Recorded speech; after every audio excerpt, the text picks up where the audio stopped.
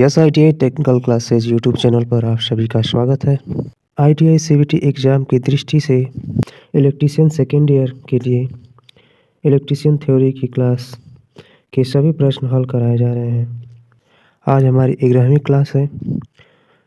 इसके अंतर्गत 3 phase induction motor के महत्वपूर्ण प्रश्न आज हम हल करने वाले हैं। तो क्लास को आगे बढ़ाते हैं। इससे पहले चैनल पे नए हैं तो चैनल को सब्सक्राइब कर दीजिएगा, बेल आइकन प्रेस करके ऑल पे क्लिक कर दीजिएगा। तो चलिए आज की क्लास का आगाज़ करते हैं और सभी महत्वपूर्ण प्रश्नों को पढ़ते हैं जो नीमी PDF से लिए गए हैं। आज की क्लास का यह पहला प्रश्न है और इस सीरीज का 181 नंबर प्रश्न है। बड़े गौर से प्रश्नों को आप देखिएगा और सही आंसर कमेंट बॉक्स में कमेंट करके दीजिएगा। रीबाइंडिंग प्रक्रिया का क्या प्रकार है? हाथ से लपेटना, स्किनिंग बाइंडिंग या फार्मर बाइंडिंग या मशीन बाइंडिंग? तो यह क्या आपको यहाँ पे मशीन दिख रही है? नहीं, मशीन नहीं दिख रही है। तो कैसे हो रहा है? हाथ से हो रहा है। इसका मतलब इसका सही ऑप्शन क्या हो जाएगा? हाथ से बाइंडिंग। ठीक, चलिए अगला प्रश्न देखते हैं। प्रश्न संख्या 182 number. 3 phase slip ring induction motor को शुरू करने और चलाने के लिए किस प्रकार के स्टार्टर का उपयोग किया जाता है? तो इसका ऑप्शन देख लेते हैं। डायरेक्ट ऑनलाइन स्टार्टर या रोटर रियोस्टेट स्टार्टर या ऑटोमेटिक ट्रांसफार्मर स्टार्टर या मैनुअल स्टार डेल्टा स्टार्टर? तो यहाँ 3 phase slip ring induction motor की बात कर रहा है। तो 3 phase slip ring induction motor के लिए एक ही स्टार्टर का उपयोग किया जाता है जिसका नाम है rotor rheostat starter. Option number B सही है, रोटर रियोस्टेट स्टार्टर। अगला प्रश्न देखते हैं 183 नंबर। चलिए प्रश्न पढ़ते हैं। कॉलर का कार्य क्या है? ऑप्शन देख लेते हैं। क्षेत्र के चारों ओर इंसुलेशन प्रदान करना, कुंडल टेपिंग के लिए इंसुलेशन प्रदान करना, निकले हुए किनारों के लिए सामग्री को कसने में मदद करना या कुंडन और ऊष्मा स्थानांतरण के लिए इंसुलेशन प्रदान करना? इसका सही ऑप्शन क्या होगा? कमेंट बॉक्स में कमेंट करके बताइए। तो कॉलर का मुख्य कार्य है क्षेत्र के चारों ओर इंसुलेशन प्रदान करना, provide insulation around field. Option number A सही होगा। चलिए प्रश्न संख्या 184 नंबर देख लेते हैं। किस प्रकार के बाइंडिंग तार को सबमर्सिबल पंप मोटर्स की बाइंडिंग के लिए उपयोग किया जाता है? ऑप्शन है PVC कवर प्रकार, टेरिलीन थ्रेड प्रकार या सुपर इनेमल्स टाइप या डबल सूती कवर प्रकार? क्या होगा सही ऑप्शन? क्या होगा बताइए। तो इसका सही ऑप्शन हो जाएगा PVC कवर प्रकार, PVC कवर टाइप वाइंडिंग का उपयोग सबमर्सिबल मोटर में किया जाता है। चलिए प्रश्न संख्या 185 नंबर देख लेते हैं। AC मोटर में लंबी कार्ड वाइंडिंग न करने का क्या कारण है? कम दक्षता, कम शुरुआती बलागुण, अधिक बाइंडिंग तार की आवश्यकता या बढ़ी हुई ऊष्मा के नुकसान को नियंत्रित करें? तो इसका सही ऑप्शन क्या हो जाएगा? कमेंट बॉक्स में कमेंट करके बताइए।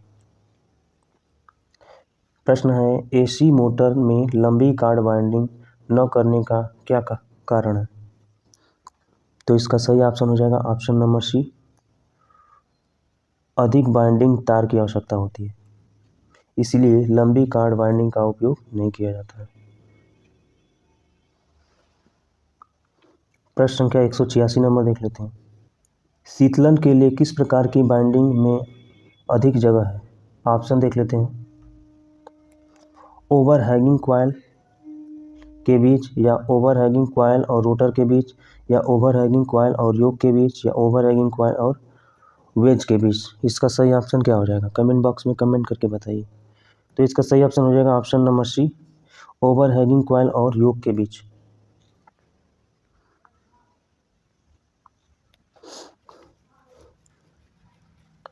चलिए अगला प्रश्न देखते हैं। प्रश्न संख्या 187 नंबर। पैनल बोर्ड कहाँ उपयोग किए जाते हैं? औद्योगिक मोटर ड्राइव में, घरेलू वायरिंग सर्किट में या 3 कला घरेलू वायरिंग में, AC और DC आपूर्ति के लिए लोड वितरण में? तो पैनल का उपयोग कहाँ होता है? कमेंट बॉक्स में कमेंट करके बताइए। तो पैनल का जो उपयोग होता है वो 3 कला घरेलू वायरिंग में किया जाता है। ऑप्शन नंबर सी सही होगा। चलिए अगला प्रश्न देखते हैं 188 नंबर। 1400 RPM पर घूर्णन कर रहे 7.5 HP स्क्वायरल केज प्रेरण मोटर द्वारा निर्मित बलाघूर्ण न्यूटन मीटर में ज्ञात कीजिए। तो बलाघूर्ण के बारे में पूछ रहा है। रोटरी स्विच के किस प्रकार के डिजाइन का सचित्र वर्णन किया गया है? तो इस फिगर को देख के आपको बताना है कि कौन सा ये रोटरी स्विच है। पहला है ऑप्शन क्नोब है, या लीवर, या क्वाइन स्लॉट है, या की ऑपरेशन हो। बताइए सही ऑप्शन क्या हो जाएगा? तो इसका सही ऑप्शन हो जाएगा ऑप्शन नंबर सी, सिक्के का स्लॉट।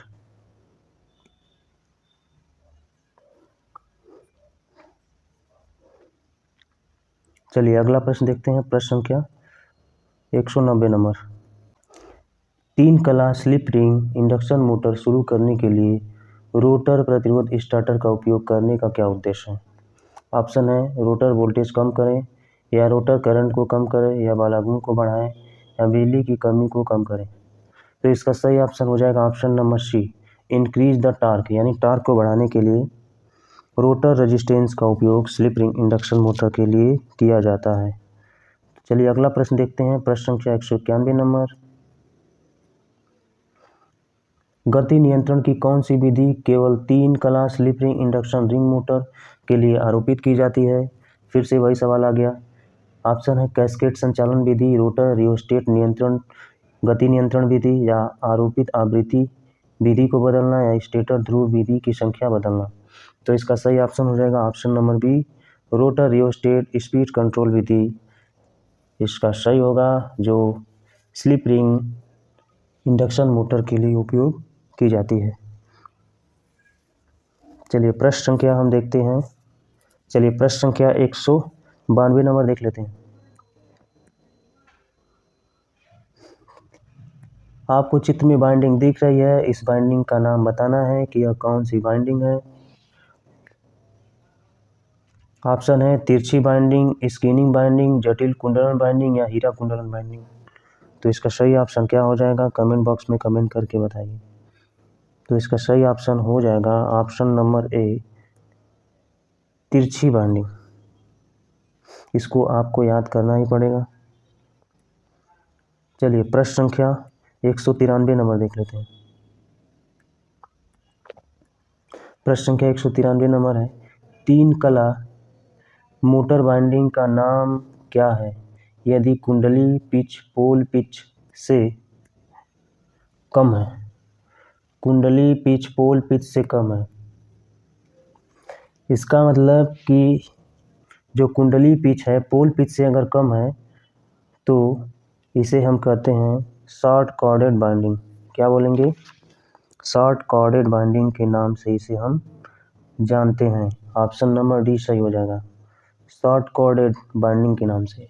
यदि पोल पिच और क्वाइल पिच समान होते तो उसका नाम फुल पिच बाइंडिंग के नाम से जाना जाता, लेकिन यहाँ पे पोल पिच से छोटी है क्वाइल पिच, इसलिए ये शॉर्ट कॉर्डेड बाइंडिंग के नाम से जाना जाएगा। चलिए आप अगला प्रश्न देख लेते हैं। प्रश्न संख्या 194 नंबर। अपने उत्तर कमेंट बॉक्स में कमेंट करके देते रहिए।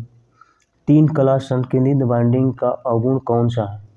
अधिक जगह की आवश्यकता है, या एक स्टेट फार्मर की आवश्यकता है, या क्वाइल को समान रूप से आकार देने के लिए और अधिक कठिन।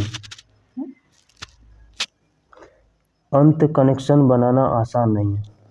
बताइए इसका सही ऑप्शन क्या होगा? ऑप्शन नंबर कौन सा सही होगा? प्रश्न है 3 कला संकेंद्रित बाइंडिंग का अवगुण क्या है, यानी क्या कमी है?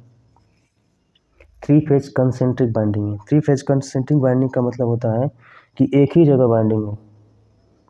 ठीक है, तो इसका सही ऑप्शन हो जाएगा ऑप्शन नंबर बी, एक स्टेपेड फार्मर इज रिक्वायर्ड। एक स्टेपेड फार्मर के लिए आवश्यक है, यही इसका अवगुण है। चलिए प्रश्न संख्या 195 नंबर देख लेते हैं। 95 नंबर प्रश्न क्या है?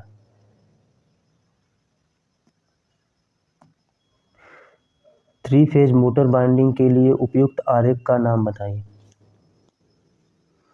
आरेख तो सही से दिख नहीं रहा है, फिर भी देख लेते हैं।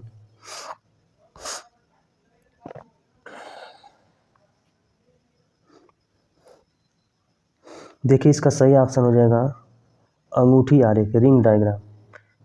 चूंकि ये दिख नहीं रहा है अच्छे से, लेकिन ऑप्शन इसका यही सही है, अंगूठी का आरेख। अगला प्रश्न देखते हैं, प्रश्न संख्या 196 नंबर।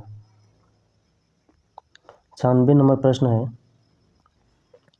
3 कला, 36 स्लॉट, 12 क्वाइल, 4 पोल स्टेटर बाइंडिंग के लिए स्लॉट के संदर्भ में कला विस्थापन क्या होगा।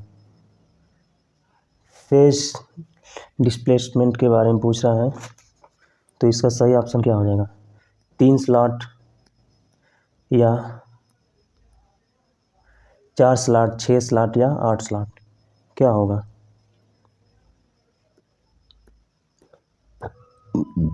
देखिए, इसमें क्वाइलों की संख्या दिया है, क्वाइलों की संख्या 36 स्लॉट है, 12 क्वाइल है, 4 पोल है और 3 कला है। तो इसका सही ऑप्शन हो जाएगा ऑप्शन नंबर सी, 6 स्लॉट। देखिए, यहाँ पे पोलों की संख्या कितनी थी, पोलों की संख्या यहाँ पे 4 है। अगला प्रश्न है, क्वाइल पर पोल पर कला की संख्या वाले एसी मोटर बाइंडिंग किस प्रकार के अलग अलग स्लॉट में व्यवस्थित होते हैं। ऑप्शन है टोकरी बाइंडिंग या संकेंद्रित बाइंडिंग या वितरित बाइंडिंग या एकाग्र बाइंडिंग। इसका सही ऑप्शन क्या हो जाएगा, सही ऑप्शन हो जाएगा option number C, distributed binding. तो क्वाइल पर पोल पर कला की संख्या वाले एसी मोटर बाइंडिंग में अलग अलग स्लॉट में जब बाइंडिंग को व्यवस्थित करते हैं तो उस बाइंडिंग को डिस्ट्रीब्यूटेड बाइंडिंग के नाम से जानते हैं। और अगला प्रश्न देखते हैं, प्रश्न संख्या 198 नंबर। प्रश्नों को बड़े गौर से देखिए और इसका सही उत्तर दीजिए, क्योंकि आपके सीबीटी एग्जाम के लिए काफ़ी महत्वपूर्ण है। बाइंडिंग के किस प्रकार के परीक्षण का चित्रण है, तो यह कौन सी बाइंडिंग की गई है। बाइंडिंग के किस प्रकार के परीक्षण का सचित्रण किया गया है, यानी कौन सा टेस्ट किया जा रहा है, इसकी बात पूछ रहा है। पहला है ध्रुवता टेस्ट, प्रतिरोध परीक्षण या शॉर्ट सर्किट टेस्ट या वोल्टेज ड्रॉप परीक्षण। तो इसका सही ऑप्शन क्या हो जाएगा, कमेंट बॉक्स में कमेंट करके बताइए। तो इसका सही ऑप्शन है ऑप्शन नंबर बी, प्रतिरोध परीक्षण। चलिए, प्रश्न संख्या 199 नंबर देखते हैं। स्टार्टिंग में रोटर सर्किट में बाहरी प्रतिरोध को 3 कला phase slip ring induction motor starter के माध्यम से क्यों शामिल किया गया है।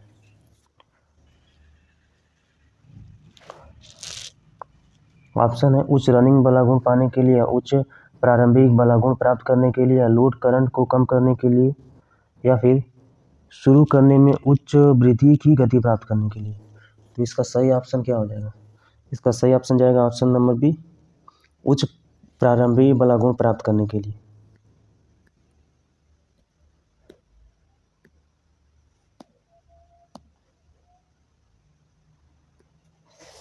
यदि स्लिप रिंग इंडक्शन मोटर में रोटर बाइंडिंग खुले परिपथ में स्टार्टिंग किया जाता है तो मोटर का प्रभाव क्या होगा। Slip ring binding induction motor में रोटर बाइंडिंग अगर खुला है तब क्या प्रभाव पड़ेगा, मोटर नहीं चलेगा या धीमी गति से चलेगा या बहुत तेज़ी गति से चलेगा, चलती है लेकिन लोड खींचने में सक्षम नहीं है।